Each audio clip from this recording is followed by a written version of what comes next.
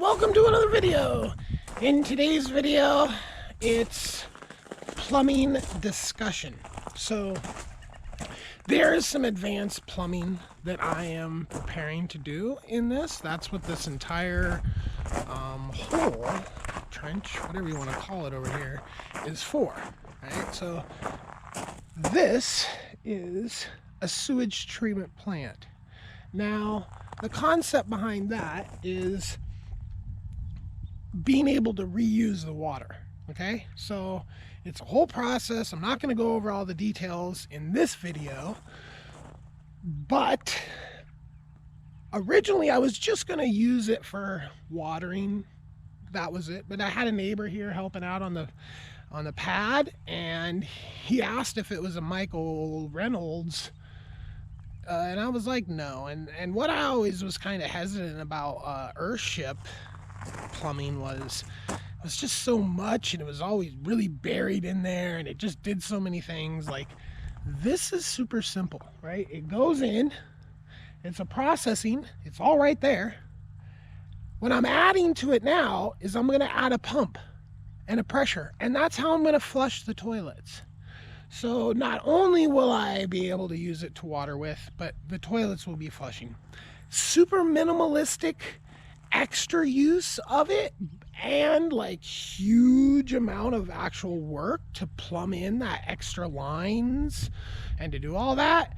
But I really like that idea. So I'm about ready to pop the big tanks in there. I'm like close to buying those. And then, I gotta wait until I can take all this down before I can frame it. Once I frame it, then I can start the plumbing.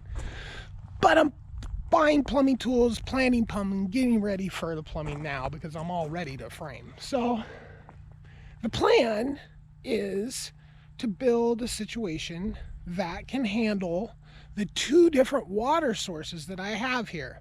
One of the water sources I have is the well in Alfalfa, which actually I guess there's three, because there's water delivery companies, there's the well in Alfalfa, and then there's the rain. Okay, well, I've been planning on doing rainwater harvesting this whole time and just getting set up and doing it all correctly. Now, to do it all correctly, the water that comes from the water delivery companies, basically the water that comes from wells, is hard and alkaline, right?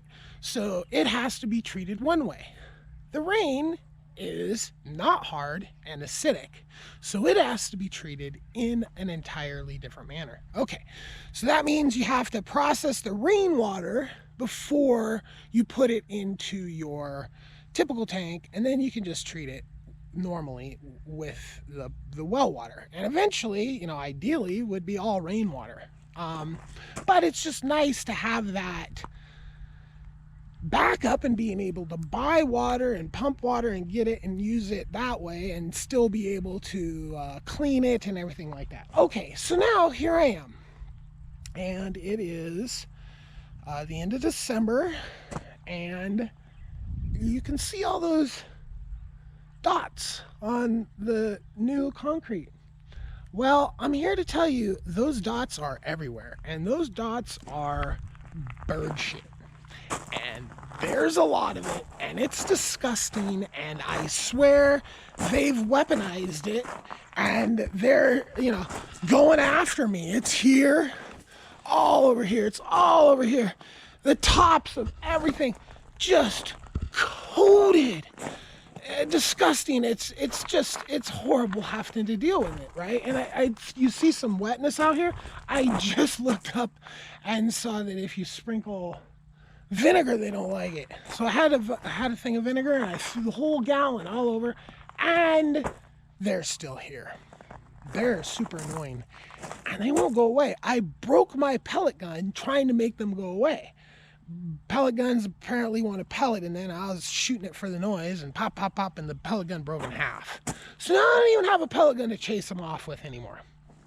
Why does this relate to the water? Well, how does one go about cleaning this level of just nastiness out of the water. Like, if you saw these roofs right now, you'd be like, you want to use that water to drink out of? And I would be like, and I've been racking my brain for quite a while that these birds have been doing this, right? And I just put up with it for the first little bit, like, oh, hey, bird season, but then they didn't stop, and then they were shitting in things, like in my thing that I heat water with, in my basically my sink, you know. And at that point, I, like running them off. They were way too comfortable that they were just, just in everywhere, right? So I run them off, and now I have to run them off 50 times a day. And it's super annoying right now. And it's, I mean, when everything's done, I mean, who cares, right? Except for the fact that they're dumping this massive amounts of shit, and I'm wanting to collect rainwater, okay? So how does one go about this? Well, because like I've watched a lot of videos on rainwater harvesting, and nobody's dealing with this. I've never seen anything even like, oh yeah, this time of year that I have to deal with thousands of pounds of bird shit, right?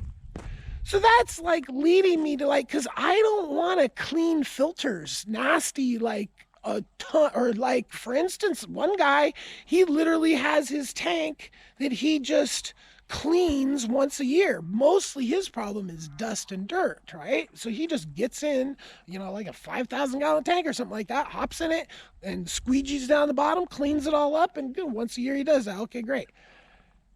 I'm not cleaning bird shit up like that. No effing way on this planet am I gonna deal with this in a tank. Ugh, that's just gross beyond all that is gross. So what I have come up with is basically a natural filtration system that's going to use several layers, and somehow I'm going to have it up in the air to where like there's like a layer of grass up the top of the roof somewhere, right? Because I need to get the water to be able to go through whatever filtration and still be high enough to get down into a tank without having to put a pump on it from the start, right? So, there's probably going to be like a carbon layer, and basically the concept is just to build a giant natural filter that will just take care of it forever, basically. Like, all the shit will end up in that filter, and that filter is full of plants, and those plants will then, between the plants and the microorganisms and everything else, it'll pull out the majority of the bird shit, okay? And then it'll go into a tank, then that goes into a pressure pump, sorry, and then into another little pressure tank, right? To so you don't have to run the pump all the time. It has these billow tanks that fill up, and then it goes through a series of filters, and then it goes through a UV light, and then it gets deposited into the main tanks. And then the filtration on those main tanks is they come out and they go into these hard water softeners. So basically you've got to run all your water into these tanks that then fill it with another medium like sodium, and then it filters out as much of the hardness and replaces it with sodium. And this is easier on like everything in your, like all your pipes and, any faucets and any like wash machine or anything like that. It just having that softened water. But the softened water is not drinkable. So then there's a whole entire other filter system to get the drinking water passable, right? And then there's also another pre-filter system on that as well, from those tanks, like a cleaning type filters, like particulate filters, right? Which will probably not see much action, okay? Right? And then it goes from those tanks into another one of those pressurized. So in this completed system, I've got 3 of these pressure tanks and pressure pumps, right? So I've got one down here that pressurizes for the toilets.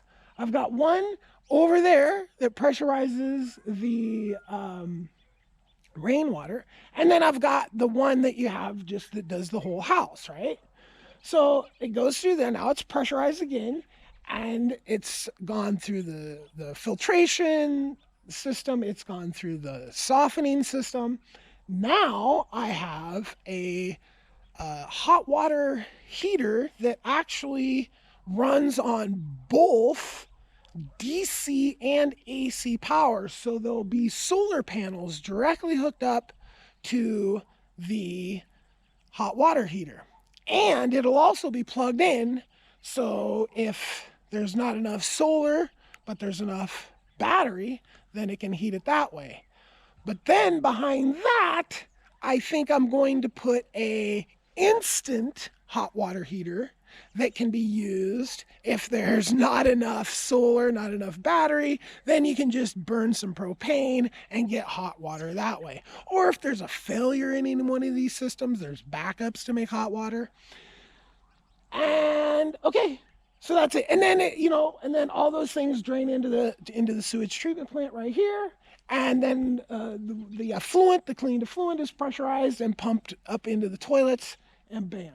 So as you can see, this is quite a extensive plumbing, and I've really done like basically compared to no plumbing. So I have just bought some plumbing tools, but I haven't done plumbing, and it's going to be an adventure, especially because I've set the bar so high about all the components that I'm trying to use in here. Like I'm just trying to have like normal level stuff like you'd find in your typical house, like the washing machine, and it's not getting torn up by hard water, these types of things. All right, so there's just a little preview of what the upcoming plumbing.